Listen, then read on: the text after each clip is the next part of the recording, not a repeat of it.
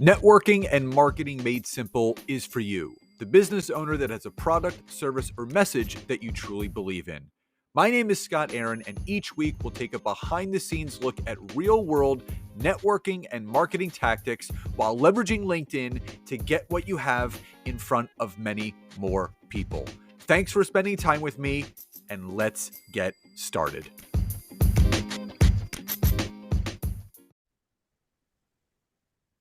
So, debunking sales funnel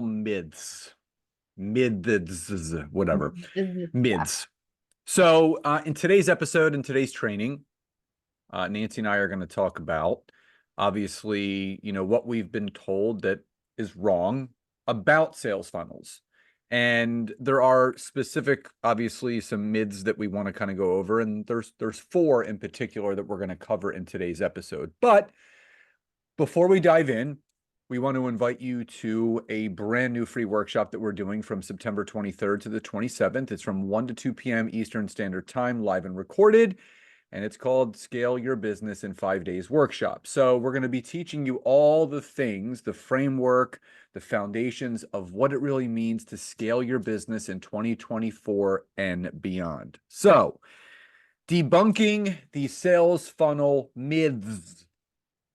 Number one, more traffic equals more conversion. So I'm going to jump in on this first really quickly. Now, I'll say this, not all traffic is created equal. And a lot of people think that it's a numbers game, right? And, you hear, the more eyeballs, the better, the more this, that, or the other, the more traffic, the more conversions. And Nancy and I transparently will tell you that that's not the case, because we've had sales funnels in place for years, but specifically for some of our workshops, where we'll do a paid workshop, and just to let you guys know, we'll have 100 people registered, and that will lead to almost a 15 to 20% conversion into what we're offering, which, just to let you know, the average conversion rate is 1 to 3%. So almost 10 to 15 times greater than the normal percentage. So this whole notion that the more traffic equals more conversions, it really depends on your network. It depends on the quality of the traffic and the connections, but also what you're offering. Nance, what are your thoughts about that?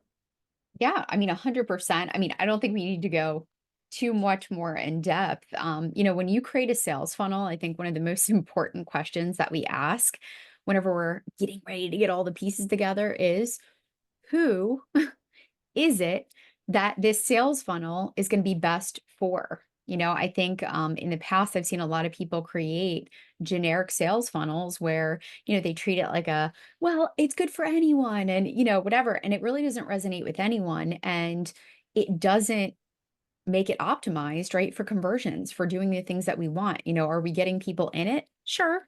But are we actually communicating it with the right messaging? Are we really digging into the pain points of specific individuals? And so, yeah, myth one, right? More traffic equals more conversions. Not always the truth, right? We got to make sure we have the right traffic. Now, the second myth is the quote unquote one size fits all funnel strategy. What that means is, if you follow the XYZ funnel strategy, you're going to get ABC result.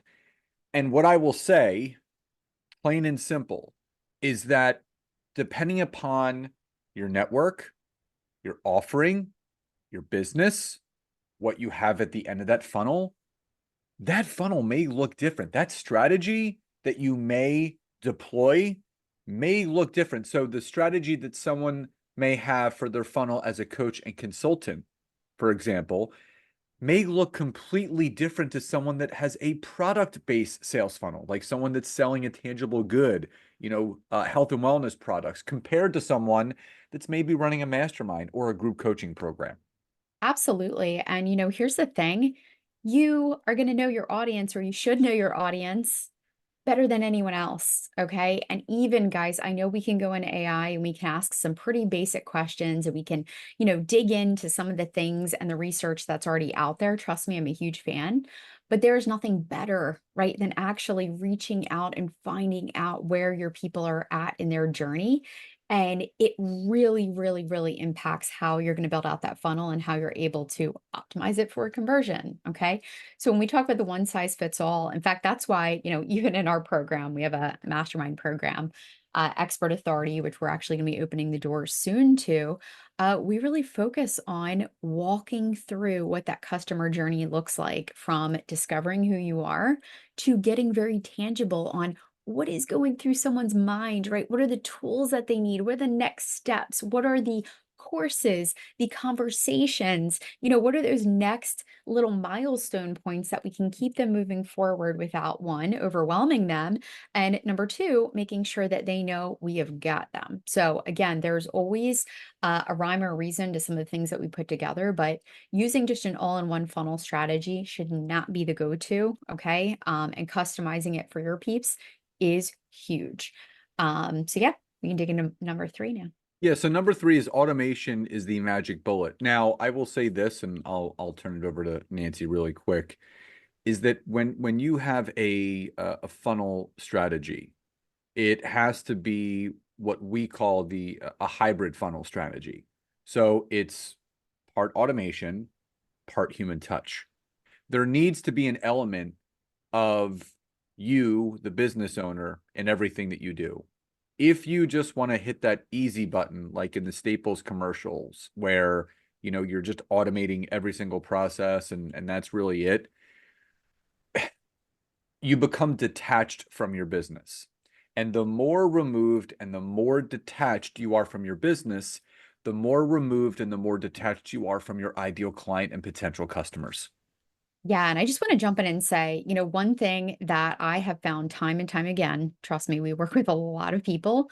Whenever it comes to high ticket, programs, for example, a lot of people who are newer, right, newer in this space, newer to coaching, consulting, people in that way, they want to, and they still think, right, that people just will purchase this high ticket program without ever speaking to someone. And look, does it happen? Yeah. Okay. When you build the street cred and the credibility, and you've got the testimonials and people have done their research, some people, yes, do click on the buy button, but almost always, and actually even for ourselves, we want to have a call with someone because, number one, it allows us to really assess and to see what's going on. And number one, for us, make sure that it is a good fit for our program. We don't want just anyone joining. We've had that. In fact, Scott can probably chime in, but we've had it in the past where we have had people join and they weren't the best fit and they had signed up, right away. And then number two, it also allows us, right, to learn to have those conversations, to build that know, like, and trust with the person who maybe they're coming to us from our book or maybe from a podcast episode they heard. It just gives us that chance to, build that rapport, build that familiarity, and get to know them. And even some of the biggest people, guys, I have eyes. In fact, I've seen Brendan Burchard, for example, he's a motivational speaker and, business coach. I've seen his entire back end, a lot of the funnels that he has in place. In Funnelytics, it's awesome. You can kind of get some templates and some awesome things. And literally, whenever you look at the high ticket sales funnel, it might look like this, which is people purchase his book, then they take his assessment, right? They get the email, okay?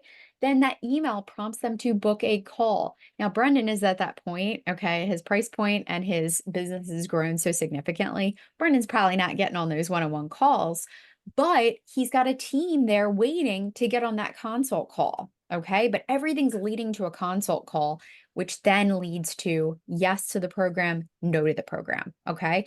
So just know, right? Again, when we talk about the automation, I know you guys want your hands, you don't want to worry about whatever. We still have to have that human touch in certain points in our business. Okay. Number 4, Scott. Fourth and final is funnels don't need to be tested or optimized. I mean, I don't think this is necessarily a myth. I think this may be just a misnomer or a miscommunication, maybe something that people are being told, like, oh, set it and forget it and don't have to look back at it. So transparently, Nancy and I are always looking to test and optimize our funnels. And, just using myself as an example, I have a lead magnet on my website for how to optimize your LinkedIn profile, which then leads into a 5 email sequence, and then offering the opportunity to get into my LinkedIn focused membership. And we meet with our COO once a month. It's our KPI call. We go over all the KPIs. And we look at every single person that has gone through that sequence, how many people went through it, how many people opened email 1, 2, 3, 4, 5, and so on and so on. So you do have to look at those things, because if they're not converting, then you do have to go back and retest and reoptimize. So we always tell people, give things at least 60 to 90 days, 2 to 3 months of, getting stuff out there. And again, you're not going to create an opt-in and then hope people, find it on their own. You do have to direct people through it so they can be taken through that funnel properly. So to think that once you set up your funnel that you don't have to test it or optimize it is a fallacy. Nancy always talks about that when you're an entrepreneur and you're building a business, when it comes to the different facets, including funnels, it's part art, part science, right? There's a science to it, there's an art to it, and you have to have a combination of the two. So just remember that anything that you want to really maximize in your business has to be tested and it has to be optimized. So the fallacy that more traffic equals more conversions, the fallacy of one size fits all funnel strategies, the fallacy of automation is the magic bullet, and the fallacy of funnels don't need to be tested or optimized. Obviously, we did our best to debunk those today. So as a reminder, we're doing our free Scale Your Business 5-day workshop from September 23rd to the 27th. If you're listening on the podcast, go to the description of this episode so you can just click on the link and get yourself registered. If you're watching on social, whether that be Facebook, LinkedIn, YouTube, all you have to do is comment the word SCALE, SCALE, in the comments, and we will then send you that registration link to get you registered. So everyone, we hope you enjoyed today's episode. Love and gratitude, and we'll talk to you next time.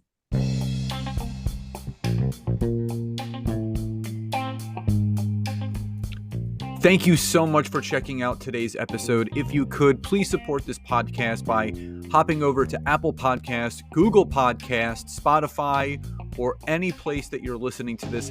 Leave us a rating and review. Let us know what you loved most and what you would like to hear more of. But also, if you would like to learn how to take your business to the next level, whether it's using LinkedIn or working directly with myself and Nancy in our intimate group coaching programs, you can head over to www.thetimetogrowth.com or scottaaron.net to learn more. Thank you again for your support, love and gratitude, and I'll talk to you soon.